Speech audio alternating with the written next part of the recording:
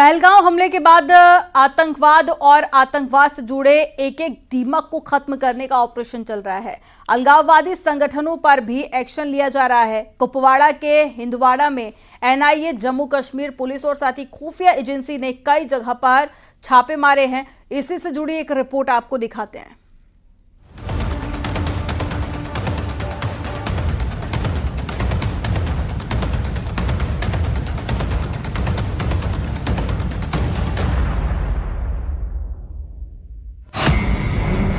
TV पर पहली बार बहुत बड़ा पर्दाफाश।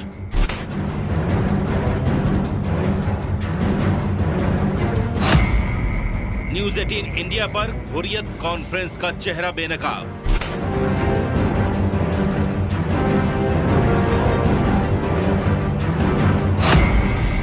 अलगाववाद पर सबसे बड़ी गवाही।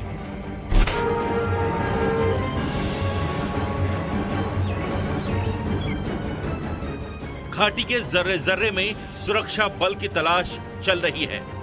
इस बार ऑपरेशन वाइप आउट चलाया जा रहा है। सिर्फ आतंकियों की तलाश नहीं हो रही है, उनके सिर भी कुचले जाने की तैयारी चल रही है जो आतंकियों की मदद कर रहे हैं, जो आतंकी विचारधारा को बल देते रहे हैं। और इसी सिलसिले में जम्मू कश्मीर के अलग अलग हिस्सों में अलगाववाद का बीज बोने वाले हुर्रियत कॉन्फ्रेंस का चेहरा बेनकाब हुआ है। और उसी पर हम पेश कर रहे हैं न्यूज 18 इंडिया की एक्सक्लूसिव ग्राउंड रिपोर्ट, जहां पर हुर्रियत जमात इस्लामी के जो कार्यकर्ता हैं, जो ऑपरेटिव्स हैं, उनके यहाँ छापेमारी चल रही है और कई चीज़ें वहाँ पर बरामद हुई हैं।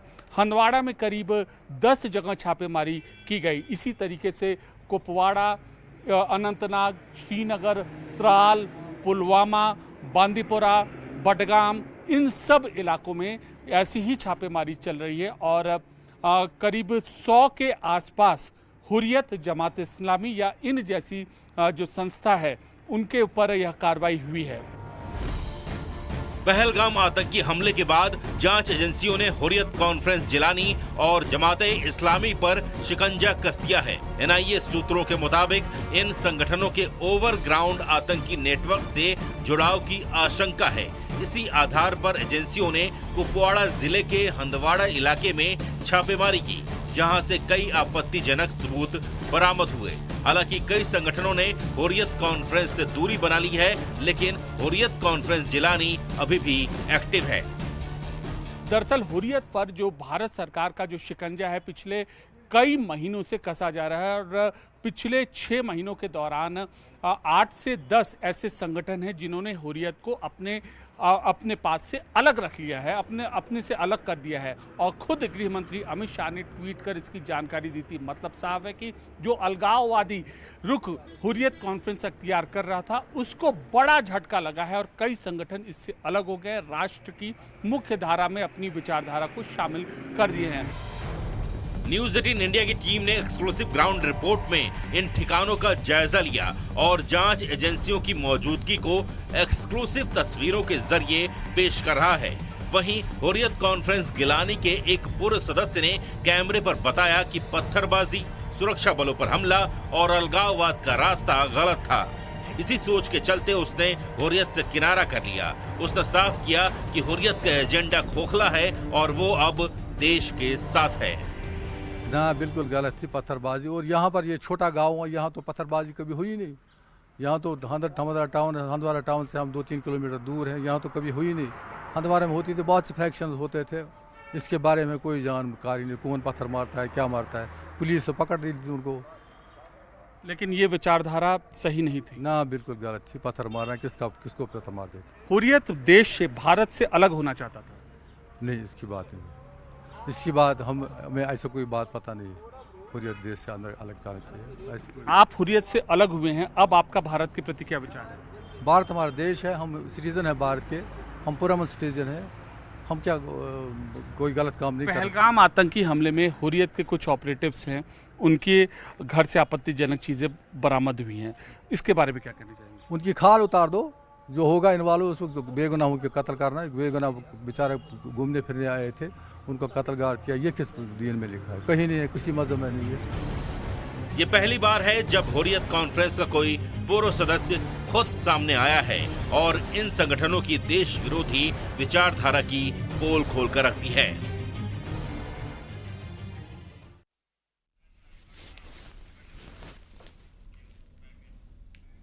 और जम्मू कश्मीर के पहलगाम हमले में आतंकी हासिम मूसा को लेकर बड़ा खुलासा हुआ है। बताया जा रहा है कि 3 प्रमुख साजिशकर्ताओं में हासिम मूसा का भी नाम है। पाकिस्तान में बैठे आकाओं के इशारे पर हासिम मूसा पहलगाम हमले में शामिल था और घुसपैठ के बाद में कई घटनाओं में उसका नाम सामने आ चुका है और पुलिस ने 20 लाख रुपए का इनाम घोषित किया है। आपको रिपोर्ट दिखाते हैं।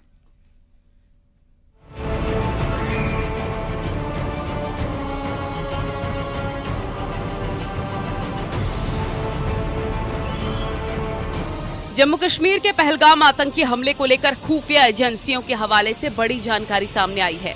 पहलगाम आतंकी हमले का मास्टरमाइंड हाशिम मूसा पिछले कुछ सालों में कश्मीर में 6 बड़े आतंकवादी हमलों में शामिल रहा। बैसरन घाटी में हमले के मुख्य किरदारों में हाशिम मूसा भी है। 3 प्रमुख साजिशकर्ता में से एक है। हमले के 3 प्रमुख साजिशकर्ताओं में शामिल अक्टूबर 2024 में गांदरबल गागनीर हमले में नाम, बारामूला बूटा पथरी हमले में भी नाम था। पाक में मूसा ने ली high level para commando training. कथित तौर पर पाकिस्तान का पूर्व सैनिक है मूसा। लश्कर ए तैयबा मॉड्यूल पर साजिश रचने का शक। साजिशकर्ताओं में हाशिम मूसा का नाम सामने आ रहा है। हाशिम मूसा पाकिस्तान का है। लश्कर ए तैयबा का ये डिप्टी कमांडर है। दरअसल पिछले कई सालों में जम्मू कश्मीर में हुए आतंकी हमलों के साजिशकर्ता में इसका नाम नंबर 1 पर है। इसके साथ अन्य 3 सदस्य भी हैं। दरअसल पिछले कई सालों से जम्मू कश्मीर में ये आतंकवादी घटनाओं में लिप्त हैं। हाशिम मूसा कश्मीर में अक्टूबर 2024 में गांदरबल गागनीर हमले में शामिल था। इस हमले में 6 गैर स्थानीय लोग और एक डॉक्टर समेत 7 लोग मारे गए थे। बारामूला के बूटा पथरी में हुए आतंकी हमले में भी इसकी भूमिका थी, जिसमें 2 सेना के जवान और 2 पोर्टर मारे गए थे। एनआईए सूत्रों के अनुसार पहलगाम हमले के 3 सबसे बड़े गुनहगार हैं। 3 साजिशकर्ताओं में से एक कश्मीर में, 2 साजिशकर्ता पाकिस्तान में। पहला साजिशकर्ता लश्कर ए तैयबा का चीफ हाफिज सईद, दूसरा लश्कर का डिप्टी चीफ सैफुल्ला और तीसरा हाशिम मूसा है। मूसा पर जम्मू कश्मीर पुलिस ने 20 लाख का इनाम भी रखा था। इस आतंकी घटना के बाद अगर एनआईए के सूत्रों की माने तो ताबड़तोड़ कार्रवाई चल रही है और मूसा के कश्मीर साउथ में कहीं छुपे रहने की आशंका बताई जा रही है। आशंका जताई जा रही है कि हाशिम मूसा कश्मीर में ही छिपा हो सकता है, जिसकी तलाश में सुरक्षा बलों का जबरदस्त तलाशी अभियान जारी है। शक है कि वो साउथ कश्मीर में कहीं जंगलों में छिपा हो सकता है। हालांकि उसके पाकिस्तान भागने की भी आशंका जताई जा रही है। फिलहाल पुलिस ने उस पर 20 लाख का इनाम रखा है। हाशिम मूसा जिंदा पकड़ा गया तो वो पाकिस्तान के खिलाफ सीधा सबूत होगा। बताया जा रहा है कि हाशिम मूसा को लश्कर के आकाओं ने गैर कश्मीरी लोगों और सुरक्षा बलों पर हमले करने के लिए एक खास मिशन पर कश्मीर भेजा है। Bureau report, news 18।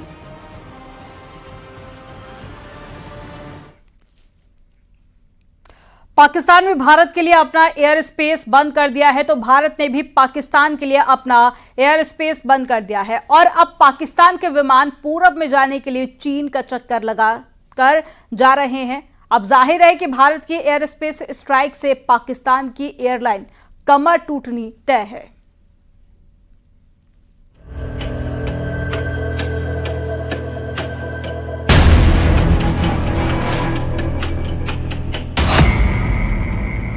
पाकिस्तान पर एयर स्पेस स्ट्राइक।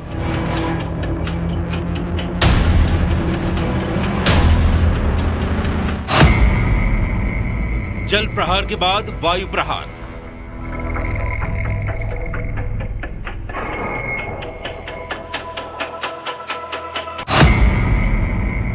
एक के बाद एक भारत की स्ट्राइक। भारत ने पाकिस्तान को करारा जवाब देते हुए अपने एयर स्पेस को पाकिस्तान की उड़ानों के लिए बंद कर दिया है। पाकिस्तान ने भारत के लिए अपना एयर स्पेस बंद किया, उससे भारत को ज्यादा फर्क नहीं पड़ने वाला, लेकिन पाकिस्तान को पूरब में जाने के लिए भारत के एयर स्पेस की सख्त जरूरत है। लेकिन अब उसको ये सहूलियत नहीं मिलने वाली और उस पर एयर स्पेस वाली स्ट्राइक से उसका तगड़ा नुकसान होने वाला है। भारत के ऊपर पाकिस्तान एयरलाइन की उड़ान बंद। पाकिस्तान के प्राइवेट जेट भी नहीं भर सकेंगे उड़ान। पाकिस्तानी मिलिट्री के विमानों को भी इजाजत नहीं। पीआईए के लीज पर लिए विमानों पर भी लगाई गई पाबंदी। पाकिस्तान के लिए भारतीय एयर स्पेस पूरी तरह बंद। अब पाकिस्तान के विमानों को कहीं भी उड़ान भरना होगा तो उसे पूरे चीन का चक्कर लगाना होगा और ये भी संभावना है कि उन्हें चीन में उतरना भी पड़े ताकि आगे के सफर के लिए वो ईंधन भरवा सके। जाहिर है भारत ने पाकिस्तान की कमर तोड़ने वाला एक और फैसला लिया है।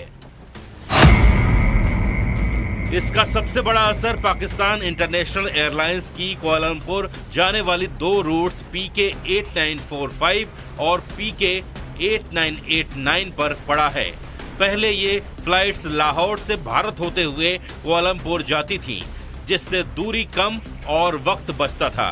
लेकिन भारत के एयर स्पेस बंद करने के बाद अब इन्हें चीन होते हुए जाना पड़ रहा है। इस नए रास्ते से 3 घंटे ज्यादा समय लग रहा है। कल से ही ये फ्लाइट्स नए रास्ते पर उड़ान भर रही हैं। जैसे को तैसा की नीति पर चलते हुए भारत ने साफ कर दिया है कि जवाब अब सिर्फ जमीन से नहीं आसमान से भी मिलेगा। भारत एक ही जगह से नहीं पाकिस्तान को हर जगह से तोड़ रहा है। कभी डिजिटल स्ट्राइक, कभी वाटर स्ट्राइक, कभी डिप्लोमेटिक स्ट्राइक, कभी इकोनॉमिक स्ट्राइक और अब एयर स्पेस स्ट्राइक। वही पाकिस्तान ने अपना एयर स्पेस बंद करके खुद अपने पैर पर कुल्हाड़ी मारी है और उसे लाखों करोड़ डॉलर की चपत लगने लगी है। पाकिस्तान को भारतीय विमानों से मिलने वाली ओवर फ्लाइट फीस का अब नुकसान उठाना पड़ेगा। एक बोइंग 737 के लिए औसतन $580 और बड़े विमानों के लिए इससे भी ज्यादा फीस पाकिस्तान को मिलती थी। जानकारों के मुताबिक हर दिन करीब 2 से 2.4 लाख डॉलर की चपत पाकिस्तान को लग सकती है। लैंडिंग, पार्किंग और अन्य शुल्क जोड़ लें तो कुल नुकसान $3.5 लाख तक पहुंच सकता है। इससे पहले पुलवामा हमले के बाद भी पाकिस्तान ने भारतीय विमानों के लिए एयर स्पेस बंद किया था और उस दौरान उसे करीब $100 मिलियन का घाटा उठाना पड़ा था। लेकिन इस बार उसे दोहरी मार पड़ने वाली है।